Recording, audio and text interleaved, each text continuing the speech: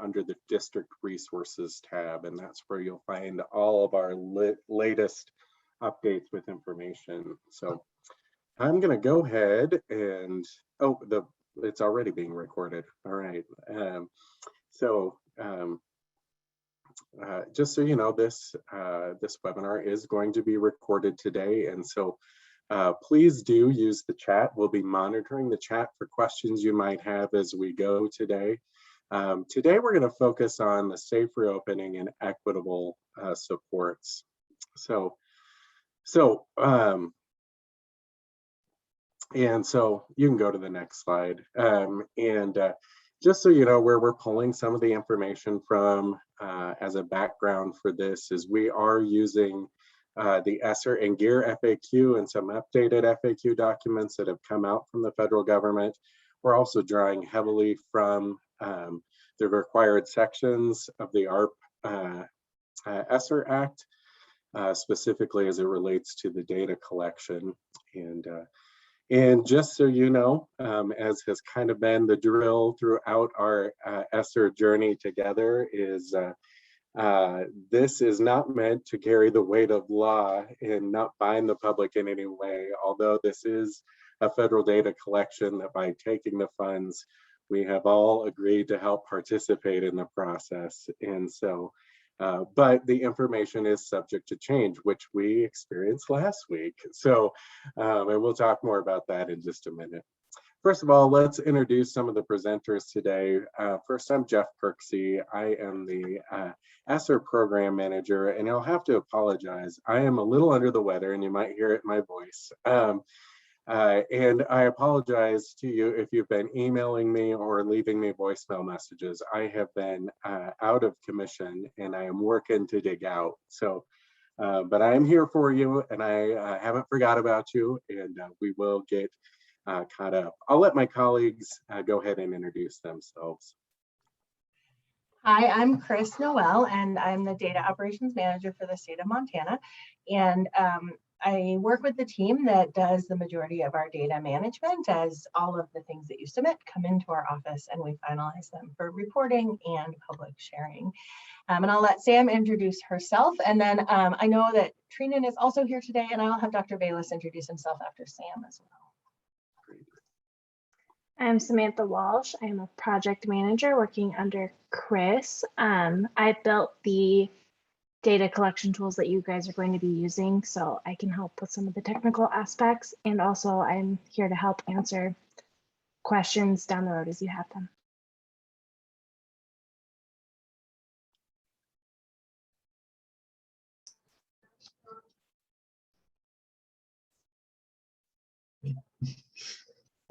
My name is Dr. Bayless. I am a project manager at the OPI, and I helped arrange some of these conversations that are going to be taking place and go over some of the federal requirements for data reporting that are now implemented. All right. Well, thank you all.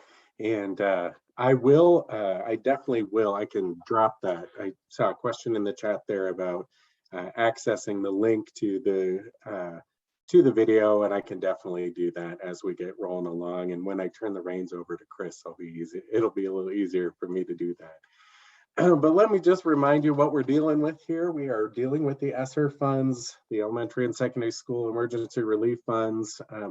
These have been part of our lives now for 2 years, and we are actually in the final year of ESSER 1 is happening right now. So if this is just a public service announcement, if you have not put together a plan to spend down your ESSER 1 dollars, please do that ASAP. Those funds are only available for allocation up until the 30th of September 2022. So, but when it comes to reporting today, the funds that you're reporting on are the 3 rounds of ESSER funds that have been established by Congress through 3 separate acts, and that will be ESSER 1, ESSER 2, and ESSER 3. It's really important when you do your reporting that you actually are paying attention of what bucket of funds you're actually reporting from. The data tool should make it pretty easy to remind you of that, but I feel like, we've been navigating these funds. We've been, maybe funding partial of a project with ESSER 1 and the other part with ESSER 2. And so it is a lot to keep straight. And so we just ask that you would be cognizant of that as you're going through the reporting process. You can go to the next slide, Chris. Okay, so why must we submit a data collection to ESSER funds? It is a daunting task, but it is required through all three of the congressional acts to establish the ESSER program. The CARES Act that established ESSER 1, the CRISA Act that established ESSER 2, and the ARPA Act that established ESSER 3. So they charge those bills, those acts, legislative acts, actually charge the U.S. Department of Education with the responsibility of monitoring funds to ensure appropriate use. And so the Fed uses this data a number of different ways, but one of the things that they're really trying to use is assess how effective these funds were in addressing COVID-19 in our educational systems. And finally, just as a reminder, that when you completed the assurances in your e-grant, you did say you would participate, and that allows you to go ahead and use the funds. And so we know it's a big lift. An email that I sent out this morning gives us a little more breathing room, which I'll talk about in just a minute. But it is a big lift, and we're here to do that lift alongside you. So, okay, next one, Chris. Okay, so what types of information is being collected? A lot of different types of information is being collected. So a lot of times when we think through these federal reports, we think specifically about expenditure details, and you will definitely be reporting that. That's actually what we went over in our last session, was the expenditure details, data collection piece of the data collection. And so you can go back and review that. Then there's also the safe school reopening and infrastructure information. That's one of the items that we'll go over today. There's also the 20% set aside for lost instructional time details. That's specifically related to your ESSER 3 allocation. And we'll be going over that next week. Hiring, retention, and full-time equivalency data. We will be covering that next week as well too. And then home internet and technology information, also on our list for next week. So we'll be doing those three next week. And the other one that we'll cover here today is the equitable support for learning recovery and acceleration. So you'll see it's both a mix of financial data and program data, as well as some demographic information about your students. So, okay, next slide. So what time period does this data collection cover? This is a question we get a lot. And we are operating on the federal fiscal year. And so specifically for this report, we're looking at program activities and funds that have occurred between October 1st, 2020 to September 30th, 2021. So I just want to stress this is both fiscal and programmatic data. So as you're looking through your data tool, that's just a good set of lenses to put on, that we're looking from October 1st, 2020 to September 30th, 2021. And then how should the data be broken down? Data should be reported by LEA. This means that systems that manage 2 or more districts must complete the data collection for each district. So a lot of our systems have a high school district and an elementary school district, and you may have submitted one ESSER plan for your entire system. But for the purposes of the data collection, you will submit a data collection for both that elementary school district and that high school district. Our county superintendents know all too well what it's like to submit data collections and multiple reports for multiple districts. And so you're in good company altogether across the state. So, okay, next slide. Okay, so a couple dates to update you on. One is that last webinar we did that is live and available on our website, and I'll drop the link in here in a minute. And then what we're covering today, this is we're calling them working webinars because we're going to actually dig into the data tool so that and go over it with you, kind of give you an orientation and answer questions while we're in the tool. So we'll go over equitable support and safe reopening plans here. And then on January 19th, we'll be doing another webinar that is for the 20% lost instructional time, home internet and technology uses, as well as hiring, retention, and FTE data. And then on the 26th, we'll do another working webinar, and that will really be a review of everything that we've covered, as well as sharing the frequently asked questions that we've been getting over the month and provide that for you. And then the latest bit of news is last week we heard from the federal government that they were delaying their collection of the data, which gives us a room to extend you more time in collecting the data. So that is what we're going to be doing. So we're going to extend to all reporting entities here in the state of Montana for their ESSER data collection. That final submission does not have to be completed until the 18th of March.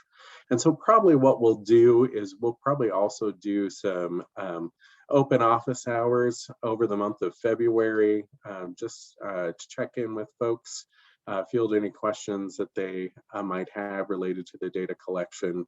And then we'll continue to be fielding your questions right on along. So that's good news. For those of you who weren't aware what the deadline was before, it was the end of this month, January 31st. That is being moved back to March 18th. So, okay, next slide.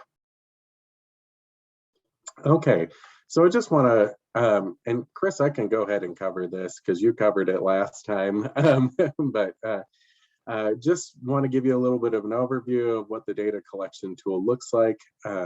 If you did not get an email from me on the 13th of December with your login information, please reach out to us at opi-esser@mt.gov, and we can get you set up there and make sure that you have everything to get forward. But the data collection tool itself, it actually has the data collection tool. Then it also has a resource tab, which has all kinds of helpful links, as well as, and these are those helpful links in the data collection. So there's everything from an FAQ, some video overviews that Chris has done that you can take a look at. And then there are worksheets for each of the 6 categories. These are really great. These you can download in a PDF form, and you can print on them, you can send them around, because one thing about this data collection process, it's probably not one person at your institution that has all of this data. It's probably at least 2. It's probably at least the superintendent and the clerk that will need to be working on this. But in larger school districts, you might be farming this out in a number of different directions. And so we've actually tried to give it to you in a way that you can do that and have a centralized way to collect that data and then organize it and send it on back to us. So, and then there's also the federal document if you want to see the actual federal data collection. That's fine, Chris, thanks. So, all right. So let me go over a little bit, just give you an introduction for safe reopening and infrastructure. And there's just a couple things I want you to have at the top of your mind as Chris and her team dig in and take you through the tool. Is one, remember that you've been updating the Safe Return and Continuity of Services plan every 6 months. This is not something new that you will need to create. This is something you already have, and you'll have the opportunity to share it again through this data collection. And when you do that, make sure that you use the link from your website to access the plan. Make sure that that is publicly available. Sometimes we'll get like a Google Docs link or something like that where it's password protected and you have to request access. Make sure you take all of that off so it is easily publicly available. So and you'll also want to use your most updated plan. So, you know, we just ask that by in the middle of last month that you have all of your, both your safe return continuity service plan as well as your district ESSER plans, that you would have those updated by the middle of the month. This is a large reason why we were wanting you to have those up to date so that you can easily turn around and just drop in the link on your web page to those plans.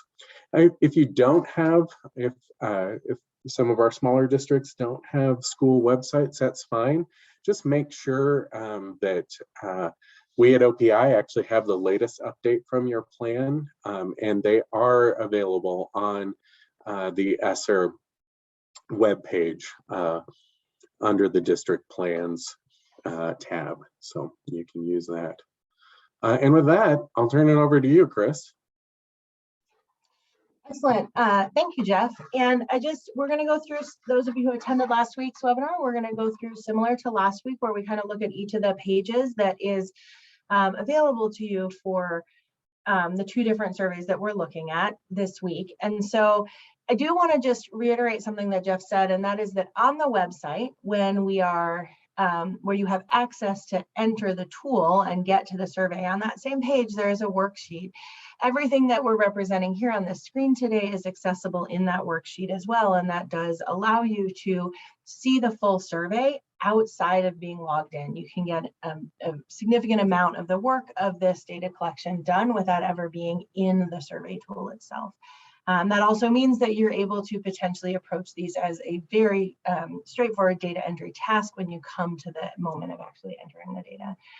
On each of the pages that I have a couple of things that I would like to point out based on the work that we've done to get this ready, but I also want to be open to answering any questions that you might have about this. And so I do encourage folks to put questions into the chat or to let us know if you have something that you'd like to ask. And I see that somebody just raised their hand. So I wonder, Jeff or Sam or Trina, somebody could help when people raise their hand, give them permission to speak so that they could ask their question. It's hard for me to have them all open at once.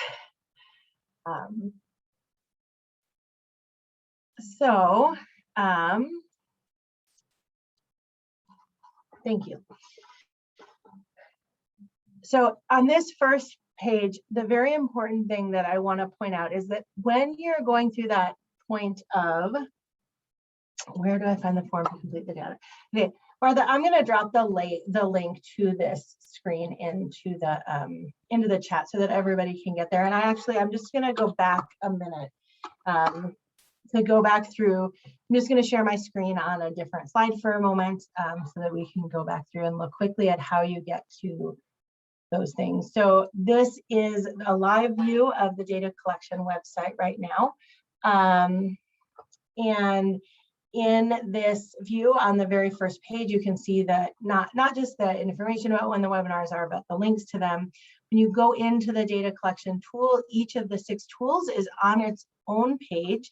The reason for that is to really make sure that it was clear which support materials went with which tool.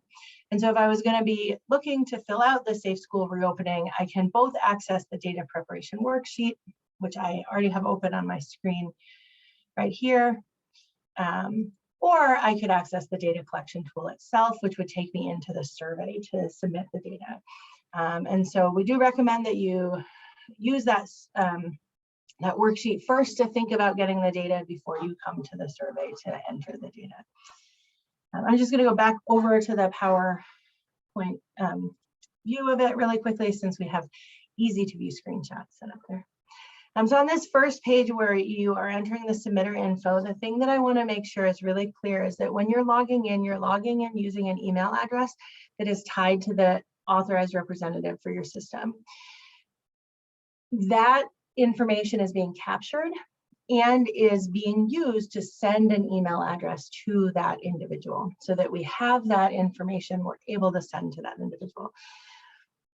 That submitter's email address is requested on this page. Now, when the submitter is the authorized rep, that does mean that you will receive potentially 2 emails, but that's very important because in many cases, we find that the submitter might be the clerk, or it might be somebody who's submitting on behalf of the AR, and therefore for policy reasons we want to ensure that both of those individuals are getting a copy of the response, that as the submitter I can verify that my submission was correct, but also as the AR I know that that submission has happened. So on the safe reopening, the Safe Schools reopening, the very first thing asks you to think about your expenditures. And what's really nice in my mind about this is last week we talked more about the detail of the expenditures, and I see that there's some questions in the chat maybe about which expenditures we're reporting on that we can maybe address at the end of the webinar. In this case, though, you're being asked about the expenditures in just a yes/no format. Did you use ESSER funds to pay for these things? This information should be consistent with what is in your expenditures file. In this case, they're getting down to a little bit of a more detailed information around what types of things you might have been submitting. So on the expenditures one, you had bigger categories, and here we're now seeing these smaller categories. There are a couple of other surveys where we will see something similar to this. Does anybody have any questions about the expenditures portion here?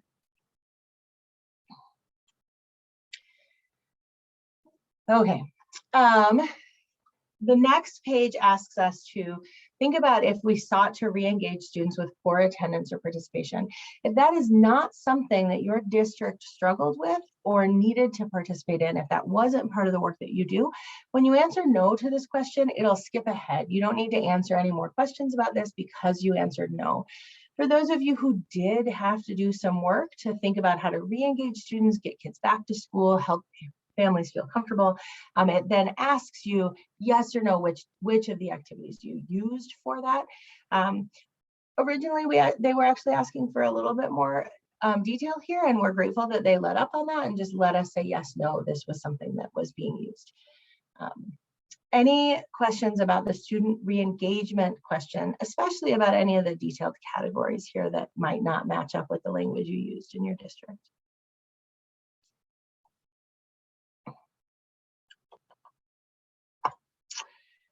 Okay, and the very last thing on this one, Jeff kind of alluded to it a little bit. This is to provide the URL for each public-facing policy. We need to remember that we need to make sure that those links are public-facing. They need to be clickable by the U.S. Department of Education. If they choose to click on all the links in our plan, they also need to be accessible by us. Of course, those things will both be true if they are publicly available on your website, and so that is a really important thing to check because we really want them to be available before they're submitted here. And I think I did get a question, and Jeff, I will say that this is one of the questions I've gotten about this page. If all of those things are at the same link, it is okay to provide the same link 3 times. You're still providing the link to that policy. And so we do understand that in some cases, these 3 things might be dealt with at the same link, and that is perfectly acceptable. We will need to repeat that link in our report. And as such, we really need to make sure that you've provided it in all 3 boxes, and we're not assuming that the box left empty meant that it was combined with the other link above. So we appreciate you putting that link in all 3 times if that is the case. And that is the last thing that is on this one. I see that there are 2 raised hands that maybe we can, I'm gonna click on maybe Jolene first, and then Rob will click on you second. So Jolene, if you wanted to unmute yourself to ask your question. Hi, can you guys hear me okay? We can. Oh, good. Okay. I also just put a note in the chat. Now I'm thinking, well, maybe I shouldn't have. But okay, it's me. I'm out there. So I'm 2 months at a new school district, and I'm obviously going to pull in everybody I can find to help me answer these questions. What if I answer it yes, and then I end up with no, either ESSER expenditures or expenditures to support it? And those are 2 separate questions. Like, okay, what if we did something, we paid for it out of general funds, and it was in that first list of what have you done. So I guess I just want to talk about what are the possibilities that our reporting isn't an exact match. Actually, Jeff, I would like to have you answer part of that question, but I want to just say about the reporting being an exact match and what happens if there's discrepancies. So we are, as you are aware, because we have things like deadlines changing, we're kind of constantly in this mode of needing to be responsive to changes. And so one of the things that we've been working through as the last set of changes came through is updating our monitoring plan.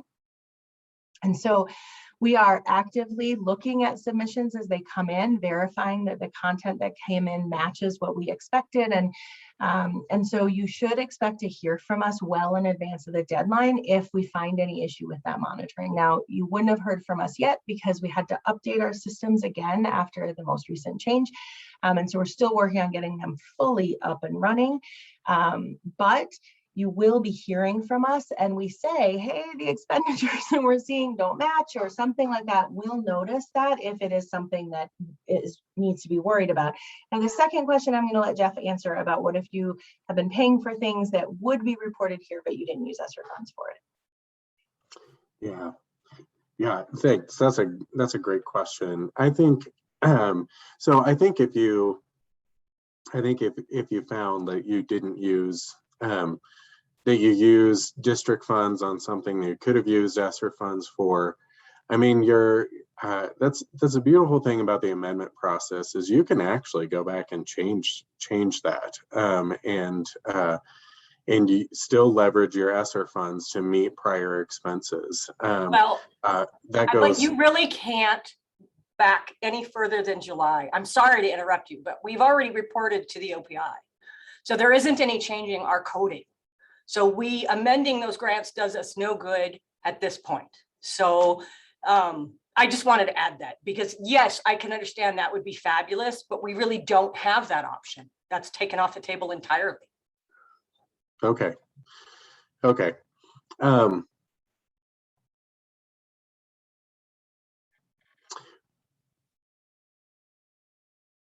Well, I guess where it could still work for,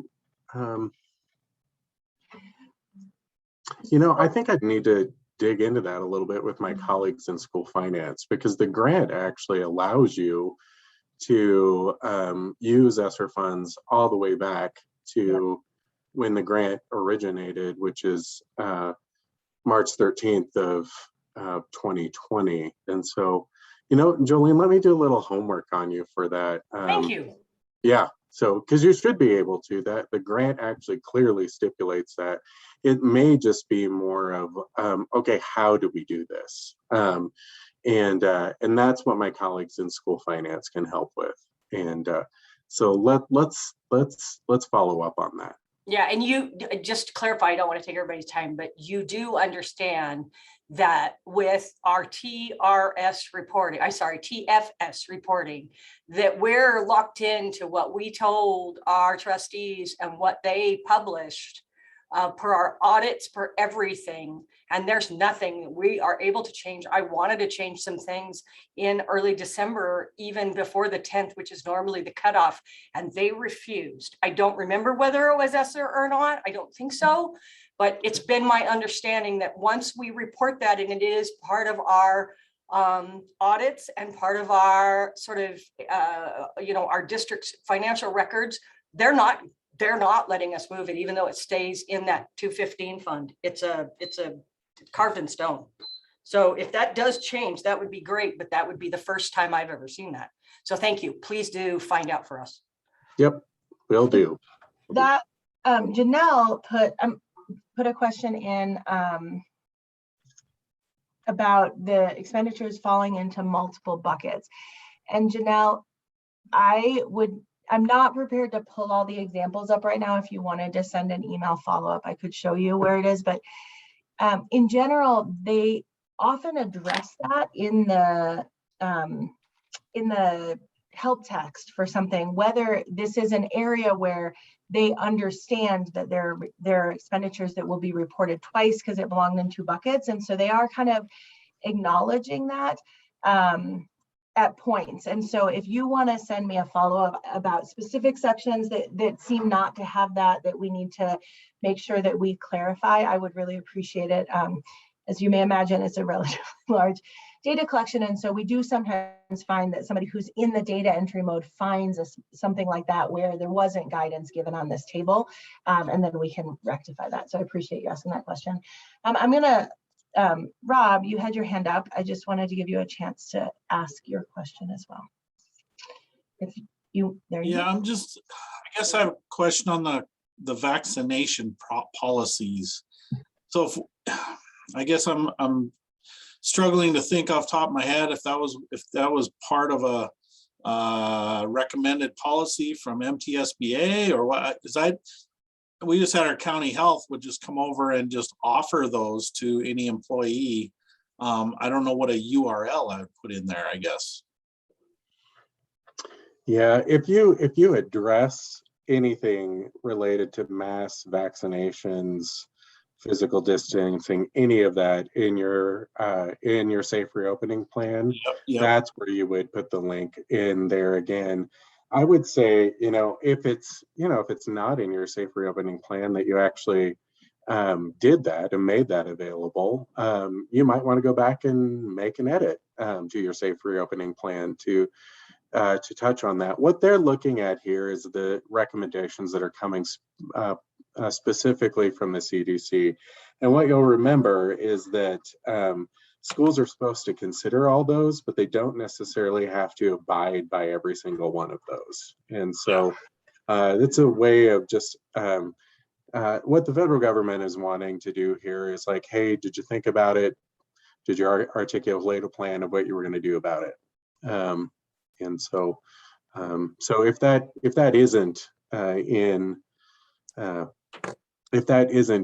your reopening plan, you might want to just make an amendment and just add some language about what you did make available. Okay. A lot of our school districts, mask was optional for students. Well, go ahead and articulate that in your plan. So that is evident there. So. Okay, thank you. Yep, you bet. Good question, Rob.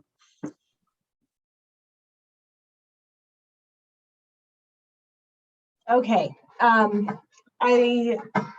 I think that the other thing that I want to say, and I want to say this in relation to that last question, just as an addition to what Jeff shared, but then I think there might be some questions that come up on the next one that this statement that I want to make is relevant for, and that is, please remember that these questions were sent and framed by the U.S. Department of Education. And so they have been worded in an attempt to be able to account for how policy played out in each of the 50 states.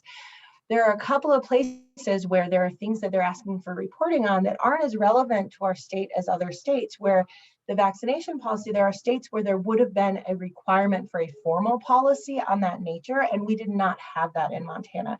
And so remembering as we read these questions, when we come to things like that, to say, oh, is it possible that, yes, my relatively informal statement in my safe return to school plan is what they're looking for here, because in Montana, that's what that meant, was that you maybe were doing exactly what was mentioned about just providing access to vaccinations, which was different than other states. As we get into the next one, there are a couple of places in the equitable space, equitable support. It's been a very long day today. There are a couple of places in here where there are some things that they do ask about that are not as commonly used in our state, or in some cases don't exist. And so I'll make sure that we talk about those again. But if you see something and want to ask about it, I would be very happy to be noticed that there's something else there that isn't making sense to our state, because again, sometimes there's a lot of them and we've caught a bunch, but I appreciate hearing about the others. Yeah. Okay, just a couple things to remember as we dive into the equitable support for recovery and learning recovery and acceleration is it's important to kind of remember what the objectives of the federal government here. And the federal government is trying to get a sense of how the pandemic affected many different types of student groups. And so the questions are going to be targeted that way. You'll be asked to identify which student groups have been disproportionately impacted by the pandemic as compared to their peers. And I think that's important to say as compared to their peers, because I think we can make the argument that students might have been disproportionately impacted to the general population, students and the impact of their learning, but we're really comparing students to students here. And as Chris kind of alluded to, you may not have all groups represented in your student body, and that's all right. And we're just asking you to kind of articulate your current student body's needs and situation as best you can. So there's just, I want to put that out at the beginning before we dig in. So, but Chris, you can go ahead and take her away again. So we once again ask the same submitter information at the beginning. And again, I just want to reiterate, there are 6 different ones. And this is a point where I want to let everyone know. And I won't share my screen on it, but we do actually have a tracking document that shows us as you complete your submissions that they're complete. And once we've reviewed all 6 of your submissions, we will notice the AR that we have received, reviewed, and accepted all 6 submissions, and your data submission is done. And that again kind of ties back to this, that we really need to have this on each and every form so that we're able to effectively do that follow-up. Within this equitable support section, the very first page of Real Questions asks schools to identify how you determined which students were impacted by COVID-19 pandemic. I think I wanted to say that one of the questions we've gotten from at least one district was, we don't know this because you decided, and I just want to clarify that the question they're asking here is, in your district, when you decided, when money was spent on whether it was providing technology or getting things in classrooms or sending things home to families, whatever that was, or offering a summer program, how did you decide who would be eligible to participate? Was it all students? Was it a subset of kids? And what metrics did you use? And then down, there's an open response question that asks you to describe how you decided to allocate your funds. This is one of the places where their original tool did ask more detailed questions, and we're grateful that although we understand that an open response question like this can be challenging, it actually is much easier to just give you the space to explain what you did versus answering all of the little questions they were trying to ask to get at that. And so we appreciate your effort in finding a way to kind of put in writing, put in words, that process that you used. Does anybody have any questions about the identification methods section? Once we get through that section, oh yes, Sam. Well, it looked like Rob had put his hand back up. Just gonna let him know that he could unmute. So in a small Class C school, yep, where you don't, anything that we provided went to all students, would yep, we answer yes on all those or no on all those? So I think that, Rob, if you did an analysis of your population and you said, based on our student demographic data, our eligibility data, everybody needs this, or maybe based on student outcome data, everybody needs this, or maybe it was, input from stakeholders called parents that everybody needs this, whatever it was that actually was what informed that decision to say, no, all students in our school are eligible. No, let us know which data set you were drawing on when you made that choice. And it could be all of them. My guess is that for most schools that decided that all students were eligible, it actually is one of these that was their primary concern of making sure this was accessible to all students, instead of trying to say, nope, just a subset of kids gets this. And then in that open response, you can say that we are a Class C school. We only have this many kids. All students qualified in one way or another, therefore it was accessible to all students, or whatever the appropriate statement is. Does that help? Yeah, so am I interpreting right that we put yes then for all of those? If it's, or do we leave some blank? I mean, You might put no for Oh. ones that you didn't consider. So I'm thinking Okay. of a school that I know where it was, they would actually just put yes on the line that says other student outcome data, such as data on the student's school experiences and social emotional well-being. And then it would have been stakeholder input. And what they would say down below is that based on information from parents and families and students themselves, all students needed this, right? That's what that school would have said, because their focus was social emotional learning and making sure kids were okay. Those other things weren't even a factor in their decision to allow all students to do this. So if it is all of them, then select all of them. But if Okay. it was kind of a more wholesale thing, I think one or more of these might be the most relevant. Okay, thanks.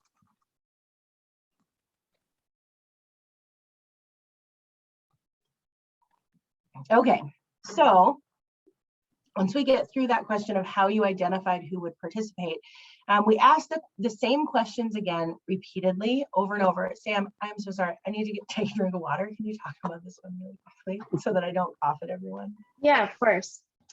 So we just had to go through 5 different programs and essentially ask the same question 5 different times. So that might be time consuming if you have all 5 different programs. One of the things, though, that's really great about the way Sam designed this, which those of you who don't know, Sam is the one who put all of the stuff into the surveys for us.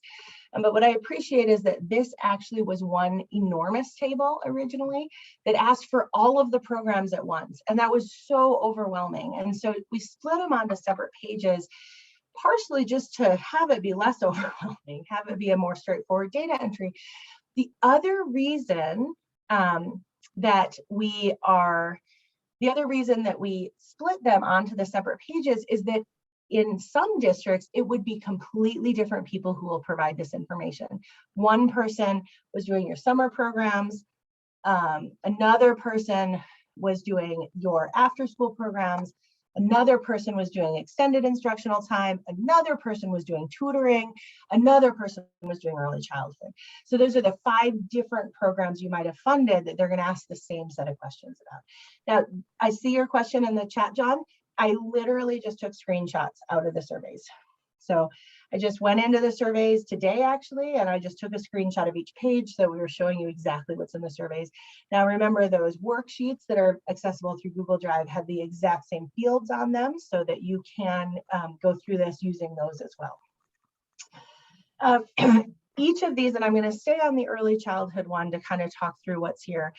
The first question asks you, is it available to all students? So we just talked about that. There were a lot of these programs that in Montana, especially in our smaller schools, they were just accessible to everyone. That was what made sense. You then will say yes if that is true or no if it is not. And then they're going to ask you, how many students could you have served at full capacity?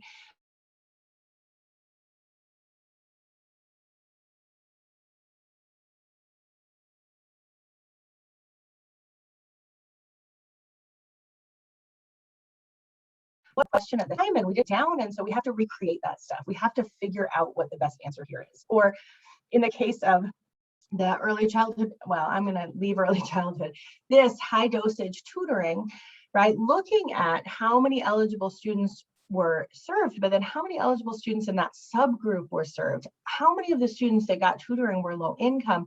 We may not, even if we were doing tutoring in our district, we may not have been keeping track in a way that makes it really easy to just pull this data out. And we know that, and I will be perfectly honest, that was one of our biggest pieces of feedback to the government was, you didn't tell us that you were going to ask this question, therefore we couldn't have told schools, therefore you know that they're going to need to recreate this data. And it's problematic. And they said we want people to do their best. And so that is what we are asking you to do, is to do your best. Figure out a way to think about how that program unfolded and who probably participated, who you know participated, and recreate it to the best of your ability. I think Jeff already mentioned earlier that our understanding is that the whole goal here is to be able to say, you know, we gave lots of money across this country to schools to try and make sure that kids had opportunities. How many kids actually got served with that? And so if one school's a little high and another school's a little low, you know, we hope that that all evens out, but we hope that we can do our best here, which we know it is a big ask, and B, something that will potentially be just your best guess, and that is fine. The last one here, and then I'll provide a bigger opportunity for questions. The last thing is this question about how many full service community schools are in operation. This is one of those examples of something that full service community schools are not really a thing in our state. It's very unlikely that anybody will be saying, yep, I have that program. It is a federal designated program. If you believe you have a full service community school and you want to report that to the government, please go ahead and do that. But I will say that we don't anticipate that we have very many people that will be reporting this. And so we'll be watching that. We just don't want it to confuse people. We didn't want to leave it out in case there was something that was a complicating factor on this for a district, but it is not something that we participate in at the state level. So any questions about the data that we're being asked to share here around participation in funded programs? Tanya has her hand raised. If we did not offer the program, then do we say the program is, do we answer no, that the above mentioned program is available to all students? Because that makes it sound like we limited who could use the program when we didn't actually offer it at all. Yep, it'll just be zeros though, because you'll say the number of students that could be served at full capacity is 0. Total unique head count is 0. So it didn't serve all kids and there were no kids served, right? We have in a different place, we have the information that you didn't fund this. And I know I said this last week, and I understand as somebody who's had to fill out a lot of forms like this, we're asking you to essentially confirm here that that is 0, because otherwise we're assuming that it is 0 based on something in another survey. And we really want to cross-reference across and verify and say, you both reported no expenditures in this area and you reported no participants, everything is aligned. And so just put in 0 in those cases and say no, because it wasn't available to any students. Does that help? Yes, so the initial question of is the above program available, we should just say no. Yep. Okay, thanks, Chris. Yep.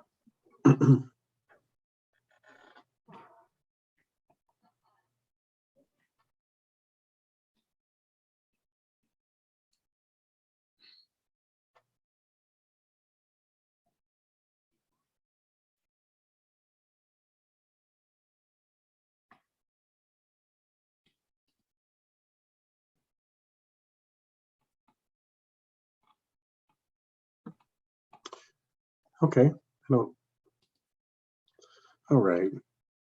Bridget, I see a hand raised from you.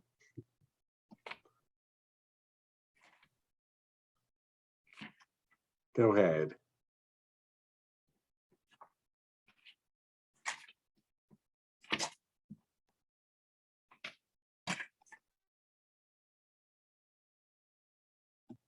Bridget, go ahead and unmute and you can ask your question. Oh, I'm sorry, I didn't see that. Okay, can you hear me now?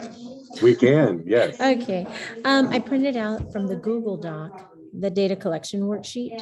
And so I'm not seeing what you were just looking at on there, like early childhood.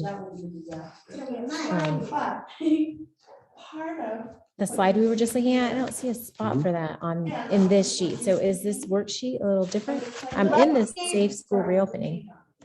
Yep, let me double check that. Okay.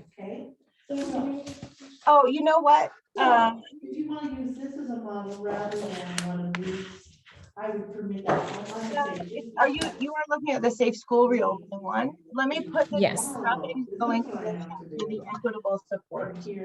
Oh, okay. 2 separate surveys. So. Yep. Oh, okay. Thank you.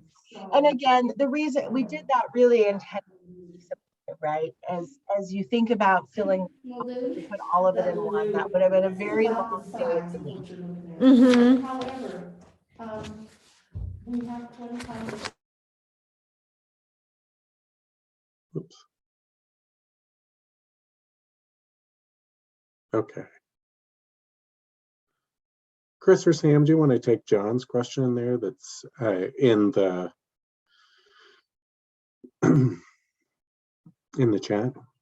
So I can take that. I think that there's the, I'm gonna share my screen on the other. Okay, sounds good. Easier. If I can share my screen on that.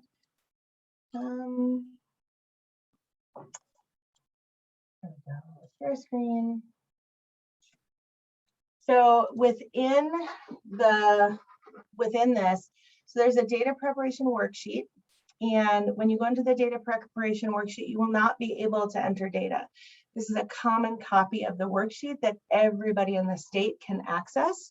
However, it's relatively straightforward to either use the file menu to hit download, and you can pull it onto your computer and Word, PDF, anything like that. You'll then be able to modify it as you want to. If you're an individual or a school that uses Google as part of your file storage system, you can actually then make a copy directly into Google and distribute it via that link to anyone in your school that you want to work. You cannot, though, type directly into this copy of it, because this copy is the one that everybody else would use to make their copies as well, and we wouldn't want to give them your data. If we click on the data collection tool link below, you actually go through a login process where you need to put in that authorized rep email address. And those are the email addresses that Jeff was referring earlier, that you received that on the 13th of December from him. And if you don't have that email address, we can send just that login information. Or if you didn't receive that email, we can send the login information. And then an entry code that was also provided in that email.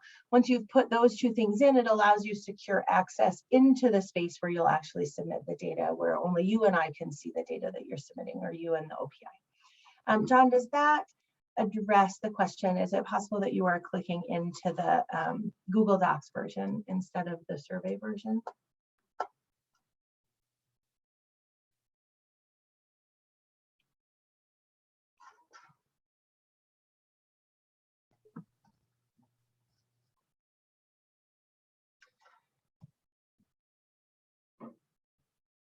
Any other questions that folks have?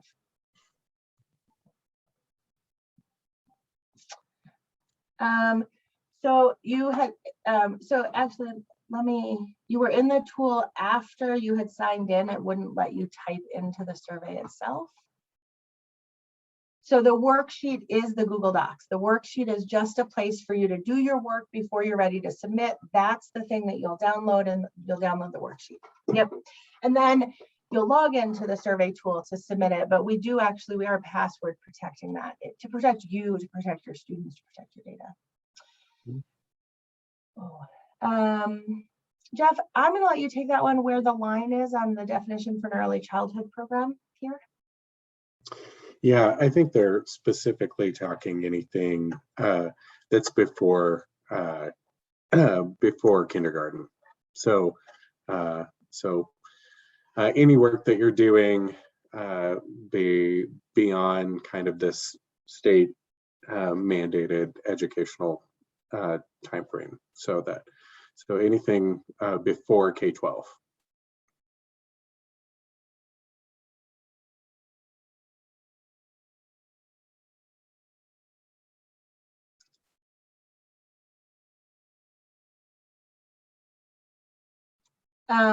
So John, yes and no.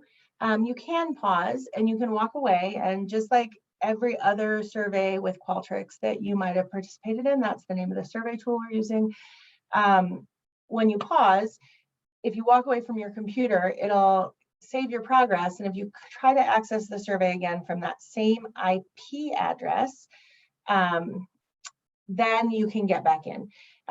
That, though, is why we provided the worksheets, because we really recommend that what we've seen with districts is that when you kind of do that part and parcel, submit it, putting a little bit in at once and then trying to come back, often it makes it more challenging. It makes it more challenging for you to access your survey when we do it that way. And so we really recommend you use the worksheet to get everything captured, and then try to just sit down and enter the data all at once.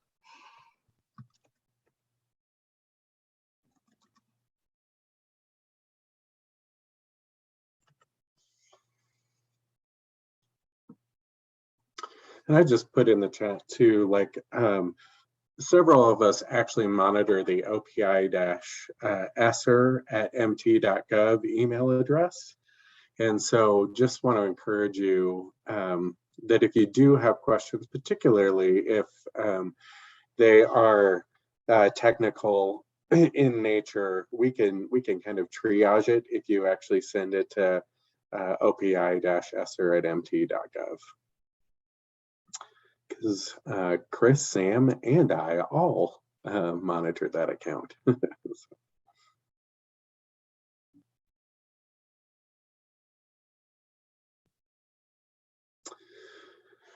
Okay. Hey, well, we're about at time. And certainly, if you have other questions as we go, feel free to reach out to that OPI-ESSER@mt.gov. You can also reach out to me directly. And if you're doing an email search of your inbox, trying to find that message I sent on the 13th of December, I'll drop my email address right here in the chat too, so you've got that as well. So, all right. Any other questions before we conclude today?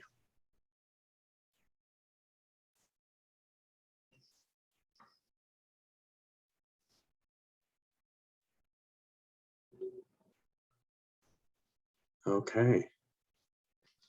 All right. And I do see, Les, I see you have a question for me regarding the after school. Yeah, we can certainly connect and chat on that. Probably the easiest way is for me to reach out to you directly. So, great. Okay. Well, if a couple of you have after school questions, because I see Tanya, you have one too. Go ahead and we'll stay on a little bit afterwards, and we'll shut the record off and we can chat a little bit more about that. So Les and Tanya, why don't you stay on? Okay.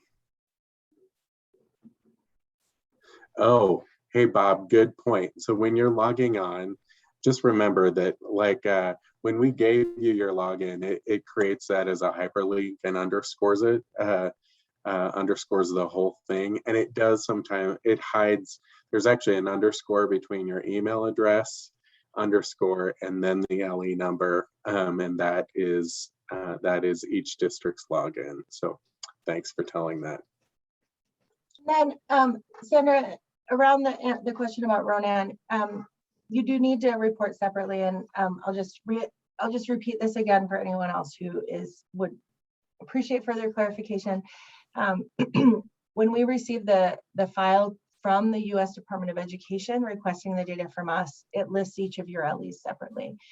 For straight fiscal reporting, that's just about your allocations and just about finances, not any program level data. We do have an allowance from the federal government to allow you to report that as one lump sum as a district. However, we don't have that affordance given to us for our program data. And since the majority of this information is program data, when we requested permission to allow you to report as a whole system, the U.S. Department of Education denied that because they actually need to know for each of the entities that had the allocations given how many kids participated, what types of programs you funded, and because you are technically two separate districts, that is not a format that is typical in other states, and so we're kind of one of the only districts or one of the only states who has to deal with this. They were unable to grant us that request, and so we are asking that you use the links to let us know how much was your elementary LE and how much was your high school LE, because otherwise we're unable to provide valid data back to the federal government because we would be having to guess at how to split those numbers apart.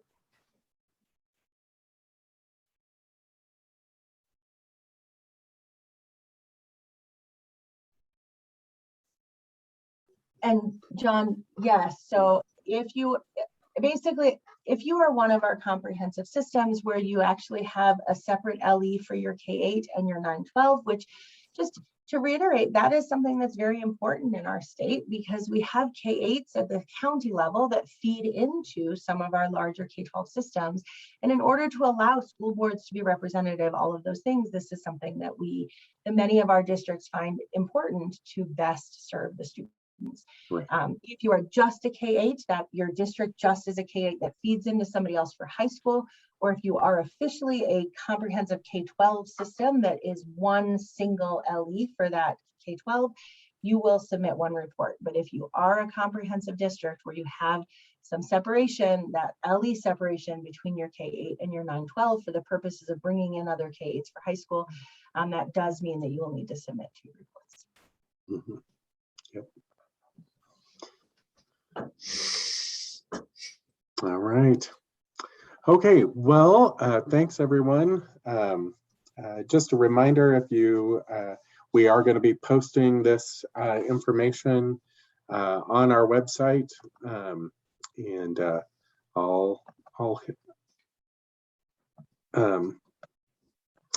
I have actually posted that several different places in the chat where you can go and find the webinar.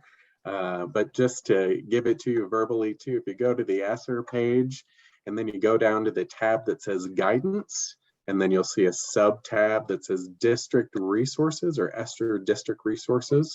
You'll notice there's a new category that says data collection resources, and it's all the way towards the bottom. And that's where you'll find the link to our last webinar. And that's where we'll put this one after we get this processed and ready to go out to you. We should have that out by tomorrow. So, all right. Okay. All right. Well, thanks everyone. Thank you, colleagues, again. And we'll see you all next week. Thanks, Jeff. Thank you. But Thank you for coming, everyone. thanks. Okay. And all right. Let me, bye, Chris. Thank you.